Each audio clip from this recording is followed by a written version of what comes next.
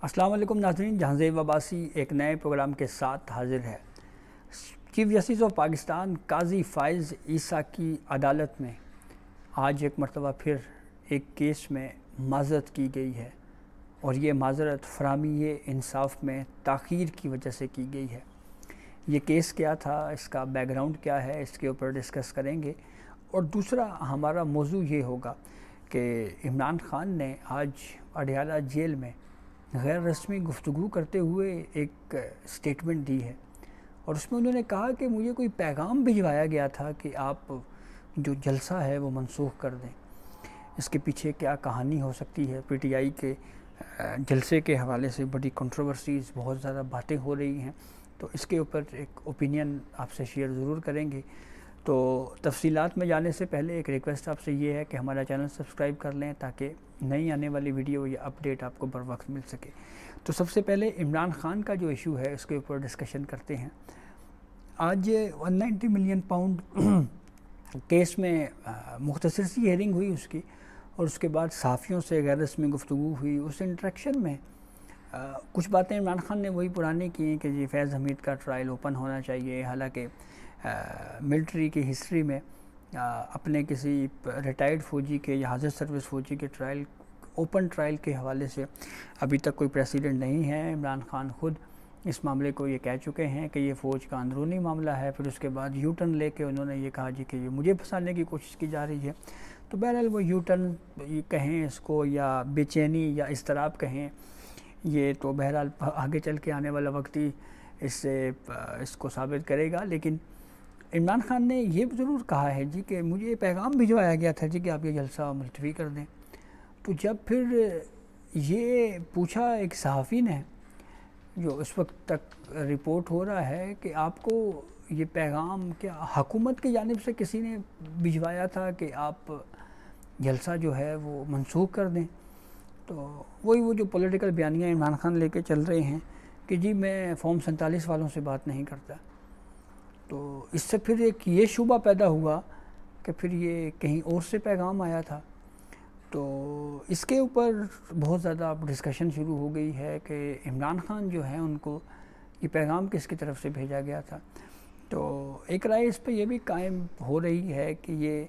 एक तरह से कैमोफ्लेज करने की कोशिश की जा रही है, या हुकूमत को कहीं पे जो है वो पैगाम दिया जा रहा है कि मेरे कहीं पे राब्ते बहाल हो गए हैं। हालांकि अगर हम इस इवेंट को कुछ देर के लिए साइड पे रख के जो 9 मई वाले इवेंट्स हैं उसके ऊपर ISPR की तरफ से जो है वो स्टेटमेंट्स जो हैं वो मुतवातर इसके ऊपर एक बयान जो है वो जारी किया गया और उसके ऊपर बिल्कुल वाज़े तौर के ऊपर कहा गया कि आपने अगर कोई बातचीत करनी है तो पॉलिटिकल पार्टीज़ से करें। फिर उसके बाद इस एक हफ़्ते में या 2 हफ़्तों में कुछ ऐसी डेवलपमेंट्स तो बहरहाल हुई हैं जिसकी वजह से मौलाना फजलुर रहमान अचानक PTI से दूर हो गए, और फिर महमूद खान अचकज़ई जो हैं वो भी अब आहिस्ता आहिस्ता PTI से दूर होते जा रहे हैं। तो जो भी इस मामले के ऊपर कोई खिचड़ी पक रही है या कुछ भी हो रहा है वो शायद हफ़्ते 2 हफ़्ते में चीज़ें जो हैं वो क्लियर हो जाएँ। दूसरी तरफ चलते हैं, जो चीफ जस्टिस ऑफ पाकिस्तान काजी फ़ाइज़ ईसा की अदालत है उसने फ़राहमी इंसाफ में ताख़ीर के ऊपर जो है वो आज एक मरतबा फिर तहरीरी फ़ैसले में माज़रत की है और माफ़ी मांगी है। ये मामला क्या है? ये हुआ ये कि आज से 21 साल पहले सन 2003 में वज़ीराबाद में 2 अफराद को कत्ल करने और एक रेप के इल्ज़ाम में एक शख्स को सज़ाए मौत दी गई। फिर वो मामला ट्रायल कोर्ट में सज़ाए मौत दी गई, हाई कोर्ट आया, फिर उसके बाद फेडरल शरीयत कोर्ट में भी ये मामला आया, फिर उसके बाद अपील जो है वो फेडरल शरीयत अपीलेंट बेंच सुप्रीम कोर्ट में आई। 2018 में उस अपील को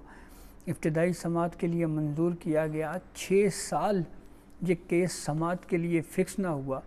तो एक तो इस 6 साल बाद सुप्रीम कोर्ट का शरीयत अपीलेंट बेंच क्योंकि फ़ाल हुआ है, तो इसके ऊपर सुप्रीम कोर्ट ऑफ पाकिस्तान ने माज़रत की है और ये कहा है कि ये 6 साल जो है वो फ़राहमी इंसाफ में ताख़ीर हुई है,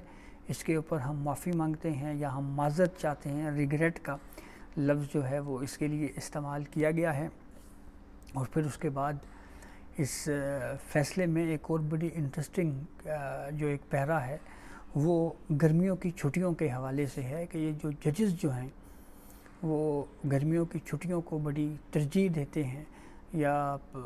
چھٹیوں کے اوپر جاتے ہیں اور پھر اس پہ ڈیلے آف جسٹس ہوتا ہے، انصاف کی فراہمی میں تاخیر ہوتی ہے۔ تو اس معاملے کو اگر ہم سامنے رکھیں تو یہ بہت اہم معاملہ ہے، اور ویسے بھی اس کی ہسٹوریکل بیک گراؤنڈ تو یہی ہے کہ ہمارا بر صغیر جو ہے یہ گرم خطہ تھا۔ جب انگریز یہاں پہ آیا تو اس وقت جو ہے وہ یہاں پہ کیونکہ گرم علاقہ تھا تو یہ جو جون جولائی اگست یا مئی جون جولائی یہ جو 2-3 مہینے اس خطے کے بہت گرم ہوتے تھے، تو یہ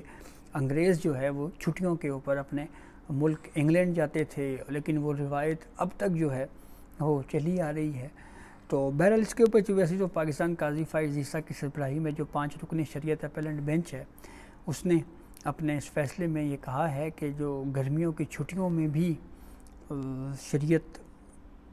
اپیلنٹ بینچ جو ہے وہ اس کو فعال ہونا چاہیے، ججز جو ہیں وہ دستیاب ہونا چاہیے تاکہ کم از کم وہ جو فوجداری کیسز ہیں ان کے اوپر بھی جو ہے وہ سماعت ہو سکے۔ اچھا، یہ گرمیوں کی چھٹیوں سے ایک اور جو حال ہی میں ایک ایونٹ ہوا اس کو ایک مرتبہ پھر آپ سے شیئر کرتے ہیں، اور وہ معاملہ یہ ہے کہ مخصوص نشستوں کے حوالے سے جب مسلم لیگ نون کی جانب سے ریویو فائل کیا گیا تو رجسٹرار آفس کی جانب سے وہ ریویو اور اس کے اوپر ایک لکھا ہوا نوٹ جو ہے وہ کمیٹی کو بھجوایا گیا اور کہا گیا جی کہ یہ ریویو آیا ہے اور یہ لاء میں ہے کہ آپ ودن 15 ڈیز جو ہے وہ اس ریویو کو ہیرنگ کے لیے جو ہے وہ فکس کریں۔ تو جب یہ کمیٹی اجلاس ہوا تو اس پہ چیف جسٹس آف پاکستان قاضی فائز عیسیٰ کی یہ رائے تھی، کیونکہ وہ چیئرمین ہیں کمیٹی کے، کہ اس ریویو کو جو ہے وہ سماعت کے لیے مقرر ہونا چاہیے، لیکن 2 ججز جو کمیٹی کے ممبران تھے،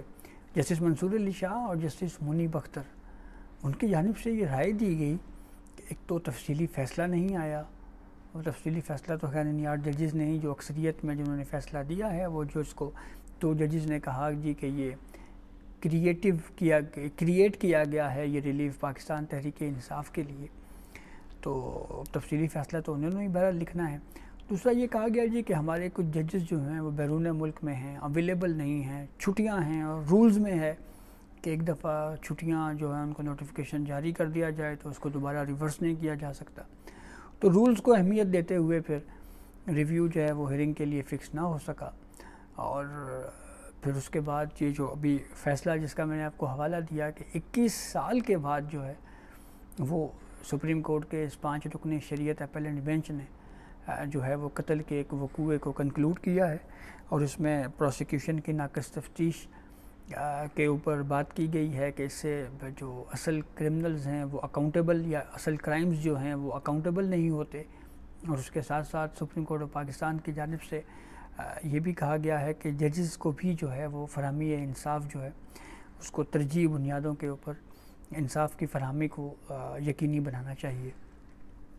تو یہ اب تک کی اپڈیٹ تھی جس سے ہم نے آپ کو آگاہ کیا، بہت شکریہ۔